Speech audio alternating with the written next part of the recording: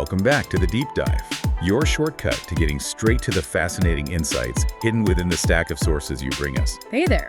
Today, we are plunging headfirst into the electric world of professional wrestling.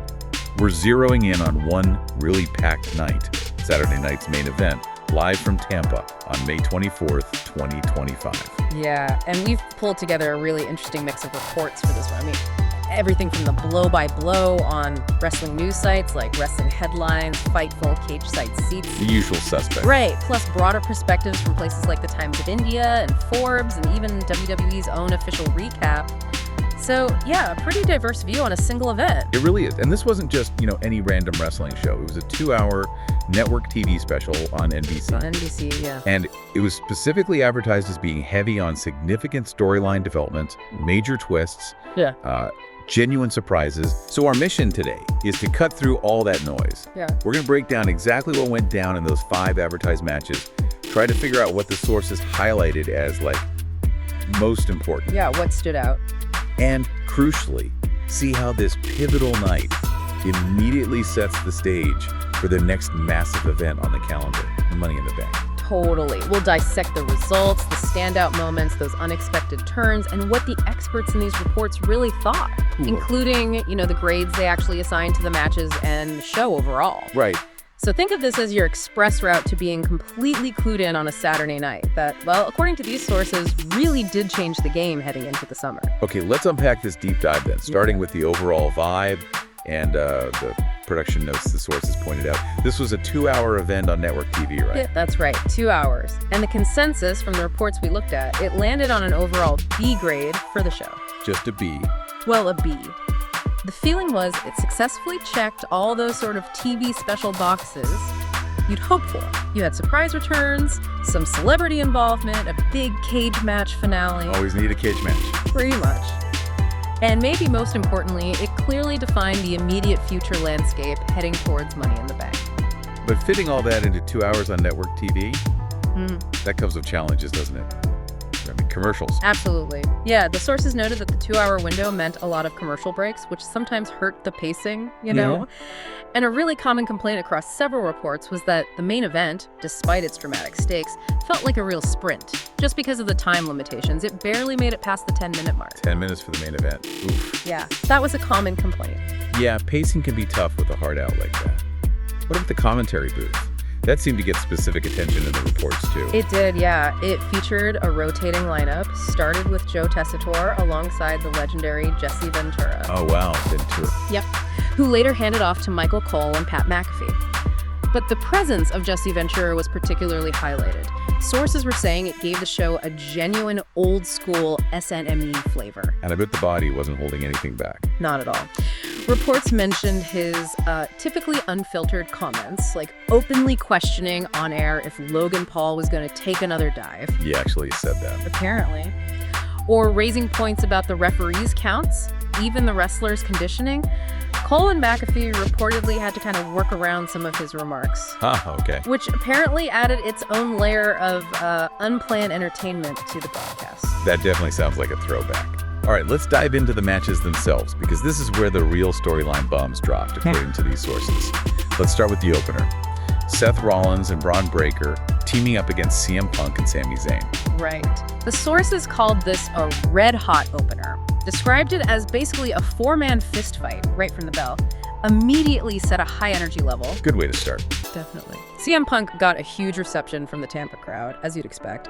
And Braun Breaker's incredible freak athleticism and just brute force were specifically highlighted. The match itself got a solid B+ grade.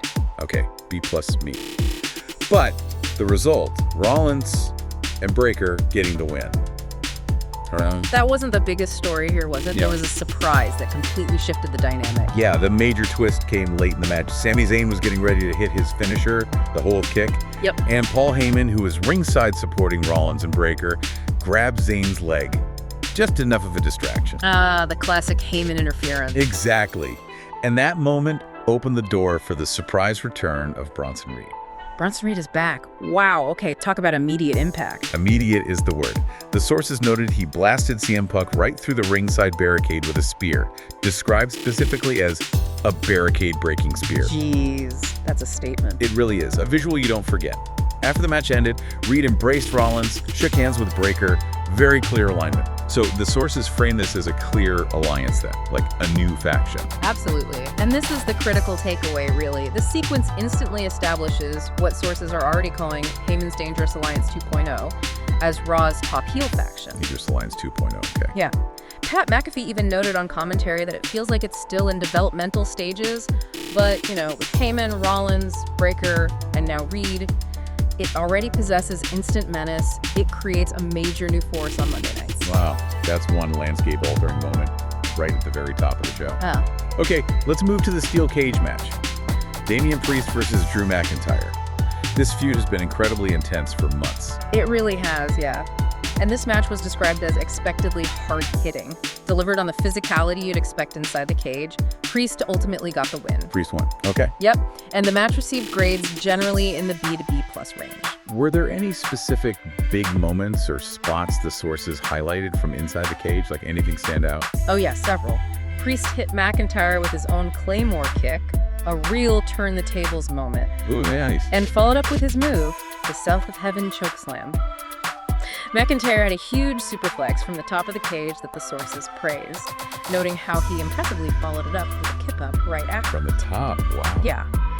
And there was a significant con chair 2 spot, too.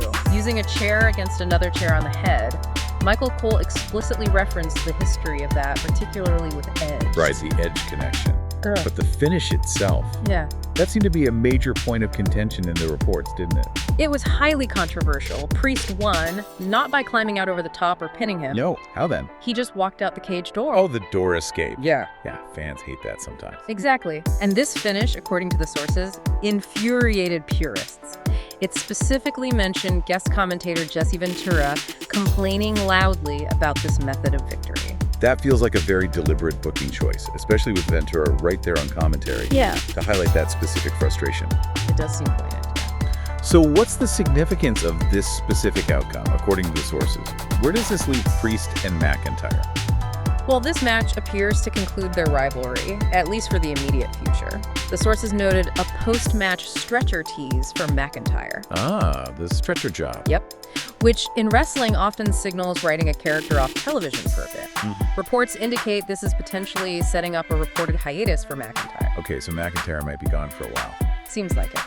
Priest, on the other hand, is expected to shift his focus immediately towards the Money in the Bank ladder match build after this win. Makes sense. The sources also pointed out the crowd reaction, which was interesting. Fans strongly rallied behind McIntyre, chanting for him after the match, while Priest got booed pretty heavily for that door escape win. One source even pondered if the match itself, given that dynamic and the reaction, was maybe a double turn. A double turn. That's a really interesting take from one of the sources. So one major rivalry potentially ending, while a brand new faction is born on the Raw side. Okay, let's get to the main event, because this is where things got truly chaotic. Jey Uso defending the World Heavyweight title against Logan Paul. Right, and as we mentioned, this match was described as a sprint due to time, probably because of those production constraints. Yeah, that 10-minute thing. Exactly. But despite being short, it was packed with high drama and got a B grade. Logan Paul showed some impressive offensive moments, apparently, including a near fall after hitting Jey Uso with what was described as a loaded punch. A loaded punch, like brass knuckles or something. Reports implied something like that, yeah. Yep. Made the near fall feel bigger. But the controversy really spilled over here. Outside interference played a huge role. Okay, who got involved this time? It absolutely did. Just as Jey Uso looked poised to win the match, undisputed WWE champion John Cena interfered. Cena, why? He pulled the referee out of the ring to stop Uso's potential 3 count, and then began attacking Uso himself. Now, why would John Cena do that? Yeah. The sources had a specific take on his motivation here, didn't they? This wasn't random. No, they were very explicit about it. Earlier in the night, backstage, Cena had a confrontation with Uso.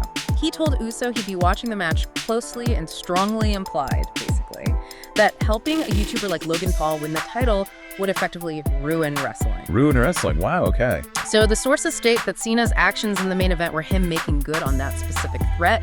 His goal was explicitly framed as trying to ruin wrestling by helping Paul win the World Heavyweight title.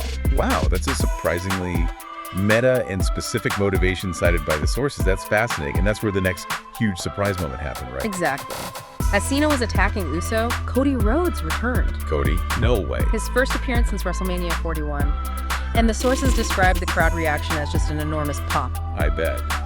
The American Nightmare is back and straight into the thick of it. He was there specifically to stop Cena's interference. Rhodes fought off Cena. And that chaos, that brawl, created just enough of an opening for Jey Uso to recover. Okay. Uso hit his finishing moves, the spear and the Uso splash combination, and managed to secure the win and retain his World Heavyweight title. Man, what a sequence. And the show didn't just fade to black after that, did it? Not at all. It ended on a complete cliffhanger. Cody Rhodes grabbed a microphone right there in the ring and issued a challenge. He challenged John Cena and Logan Paul to a tag team match at Money in the Bank, where he would team up with the champion, Jey Uso. Whoa. Okay, so Cena's evolving character on his farewell tour, which we've seen lean into winning by any means necessary. Right, like we saw earlier against R-Truth. Exactly. That's now directly colliding with Cody Rhodes' redemption quest. And it's all tied into the world title picture because of Jey Uso's championship reign. That main event packed a serious punch for setting up future storylines, according to these reports. It absolutely did. I mean, a chaotic finish, 2 massive returns, a clear heel action from someone like John Cena with a really specific motive, and then a huge tag team challenge laid out for the next premium live event. It instantly created one of the most anticipated matches for Money in the Bank. Okay, so we've covered the matches with the major storyline bombs.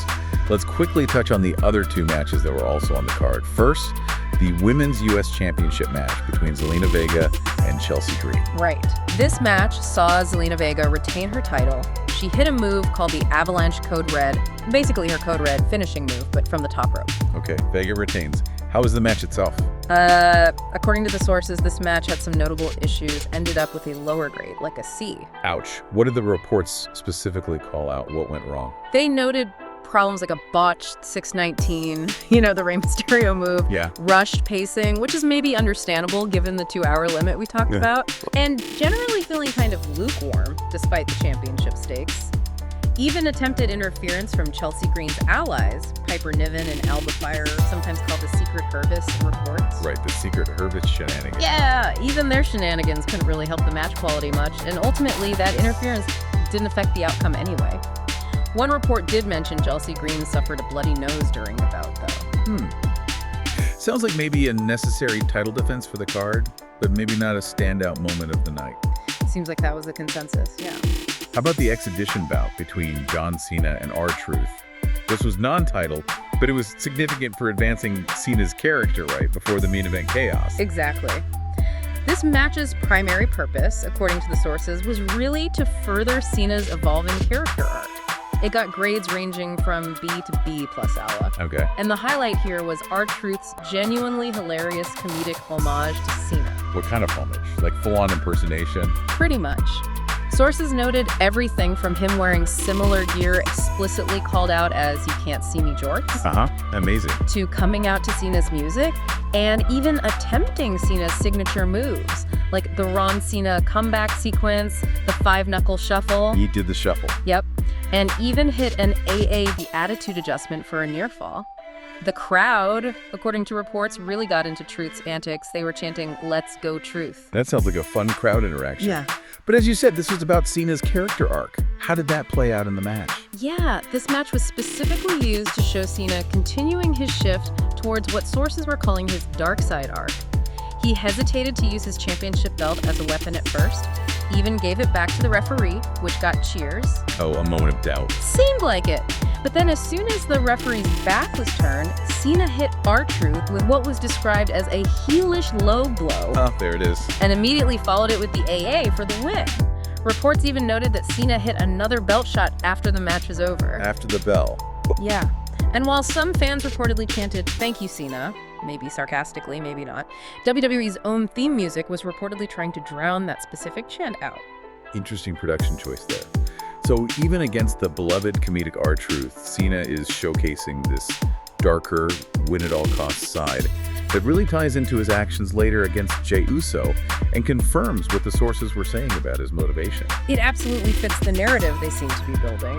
It furthered his evolving character on this farewell tour, highlighting his willingness to cross lines to win, which is, a stark contrast to R-Truth's pure fan favorite role. Okay, so we've broken down all 5 matches and the overall feel of the show based on these sources. Let's try and connect the dots now based only on what these reports tell us. What does this single night in Tampa really mean for the direction of WWE heading into Money in the Bank? Well, what's truly fascinating here, when you pull back, is just how many major pieces on the board were moved in just 2 hours. You have the clear, immediate rise of Paul Heyman's new stable on Raw Rollins, Breaker, and now Bronson Reed, instantly established as a top heel threat. The ready-made top faction. Yeah. And the John Cena situation. It isn't just a simple return. It's framed as an intensified heel persona that's directly causing major conflict. Exactly. His actions against Jey Uso, specifically framed by the sources as him trying to ruin wrestling by helping Logan Paul, immediately created a massive collision. A collision with fan favorites like Jey Uso and the returning Cody Rhodes. Right. That tag team challenge for Money in the Bank is explicitly called an angle months in the making by some reports. So this wasn't just random. It was a deliberate build playing out. Gotcha. And Damian Priest.